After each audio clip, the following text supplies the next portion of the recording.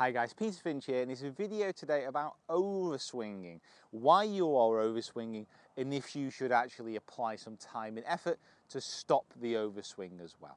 Now, overswinging, very simply, is generally classed as when the club gets to the top of the swing and it actually dips beyond parallel with the ground and starts pointing down towards the ground. Now this is a problem because when you actually tend to get into this position, you tend to lose control over the club face, and it's very hard to get the downswing syncing up correctly how you would want it. Now an overswing really kind of comes in three different ways. The overswing, the first way that it really comes, is when you get to the top of the swing, you move up in a nice wide position and the lower half over rotates, the upper body over rotates, and the club ends up pointing all the way down into this position. Now this is a problem because then you have to realign the lower half, then get the club moving, and then get it shifting through the ball. It's very hard to actually get it moving in that order and actually get it working how you want it to. The second reason you might be overswinging is as you get up to the top of the swing, the left arm breaks down excessively, so it gets a really large bend and the club starts to point down towards the ground in that way as well. This is also a problem because as you move down through the ball, that left arm then has to re-extend as you come into impact. A slight bend isn't the end of the world. Current world number one and one of the best players on the planet, Jordan Spieth, does it. I'm sure you can get away with it a little bit. But if it overbends, that really does become a problem.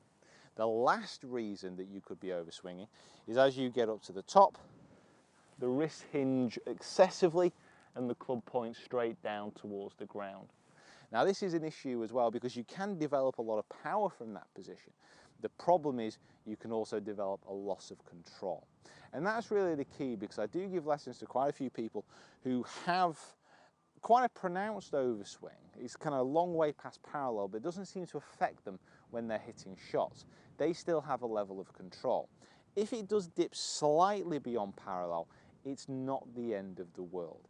However, if you're looking generally at a large proportion of people and what will work for them, getting the club up to a position which is parallel is often the best way.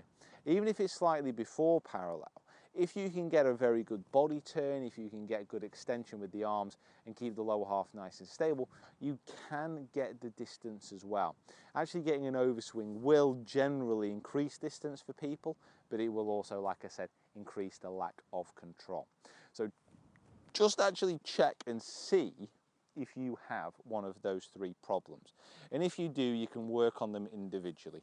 So keeping the lower half stable up to the top of the swing, not allowing that right hip to rotate too much. It will turn a little bit, but just trying to keep it under control by keeping the flex in the right knee. Get the left arm nice and extended at the top and just try and feel like the wrists aren't excessively bending. If you can get those three things together, that should allow you to kind of pretty much eliminate an overswing. But like I said, some people can get away with it.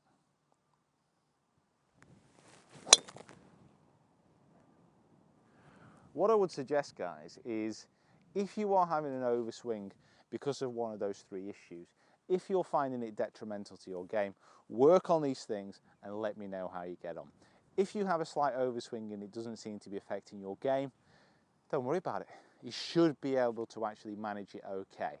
But in general, most people will perform better when that club gets to parallel or just before. Right guys, thank you so much for watching. Please subscribe to the channel if you haven't already. Subscribe, already said that, but do it again.